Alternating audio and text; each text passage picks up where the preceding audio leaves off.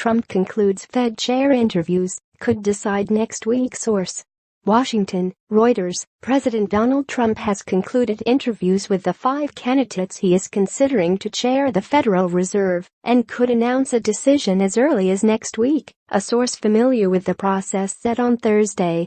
Trump met with current Fed Chair Janet Yellen on Thursday.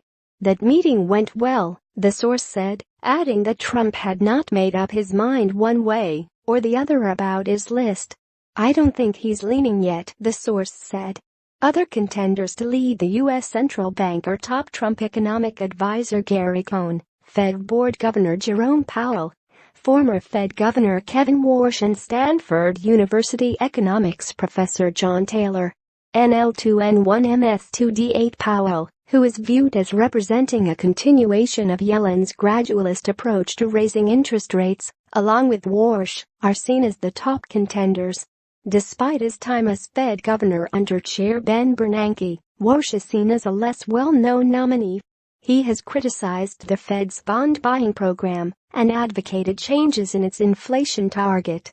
U.S. Treasury yields briefly renewed their drop late Thursday after Politico reported that Trump was leaning toward nominating Powell for the job. Trump leaves on November 3 for a tour of Asia and is expected to announce his choice before that trip. The president told reporters on Tuesday that he likes all 5 candidates. "I'll make a decision over the next fairly short period of time," Trump said. Meanwhile, a member of the U.S. House of Representatives Freedom Caucus mounted a campaign to kill any chance of a second term for Yellen, the latest sign conservative Republicans want a fresh face at the helm of the Fed, which sets U.S. monetary policy. Representative Warren Davidson, a Republican on the House Financial Services Committee's Monetary Policy Panel, is among those who want to change.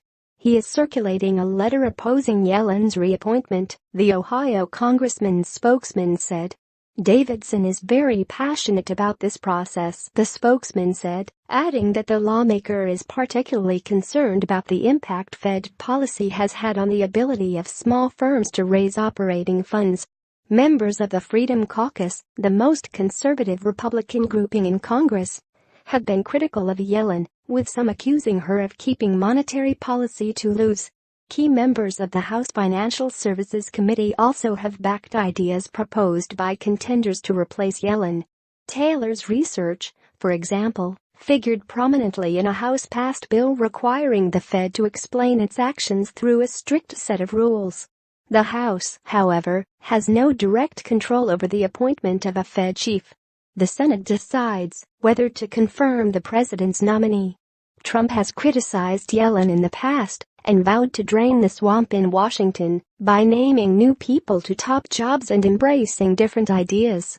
But his economic agenda could benefit from the steady economic conditions fostered by Yellen's Fed. Cohn's chances of getting the job were thought to have dimmed after he publicly criticized the president's response to a white supremacist rally in Virginia. But the top White House economic advisor, who is helping to lead the administration's push for tax reform, has since gotten back into Trump's good graces. Additional reporting by Howard Schneider, editing by Paul Simao and James Dalglish.